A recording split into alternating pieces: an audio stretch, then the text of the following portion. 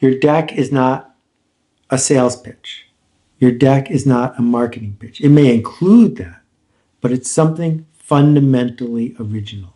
It's this moment where you have the power to speak your mind. That means you control the pace, you control the room, you control who's coming. If you're sitting in the meeting and 3 people are there and the 4th one's late and someone says, oh, go ahead and start, Jim will be here soon.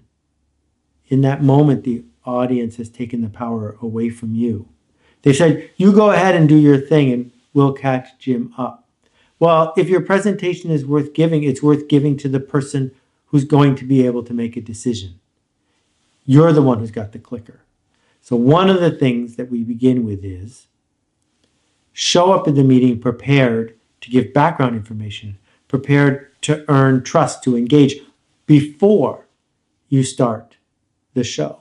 Once you begin, you're in. This is the moment. You're saying, I have something to say. I need you to listen.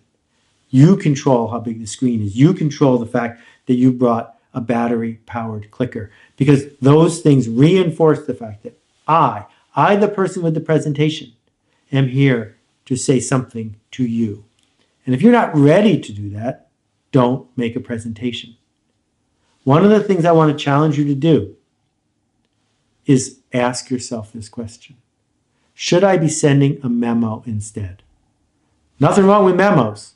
Memos are a really good way to present lots of detailed information. Memos are a very powerful way to lay out a narrative even when you're not in the room.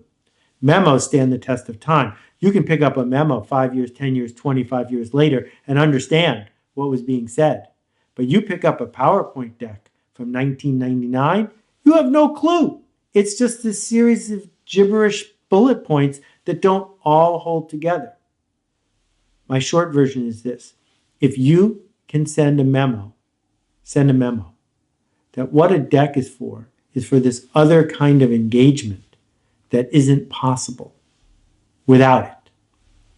Which leads to this big idea that they use at Amazon. And if you work at an organization, I'm hoping you will consider it, maybe even try it out. Here's the way meetings for new ideas and proposals work at Amazon. You invite all the people who need to be there, and you bring a memo. It can be up to 3 pages long. It has to have margins. You're not allowed to cheat and use 9-point type. 3 pages laying out the argument you want to make. 3 pages of assertions and background and risks and action items. Everyone comes to the meeting. You hand the memo out to everyone, not in advance. And people sit there and read it right in front of you.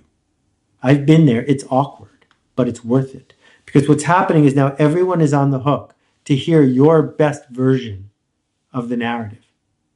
For the next 30 minutes or 45 minutes, the people in the room ask you questions.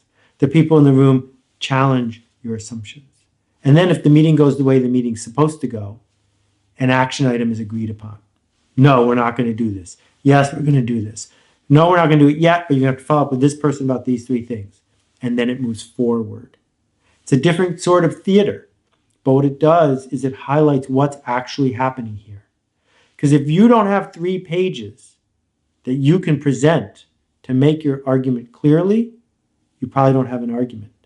And if you're not confident enough about it to call the meeting, well, then we don't have to have the meeting.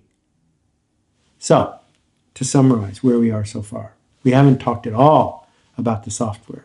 What we've talked about is that the software is an opportunity to, in the moment, have the power to speak up, the power to earn people's attention and hold it, the power to control the pace, the clicker, the setting, who's in the room.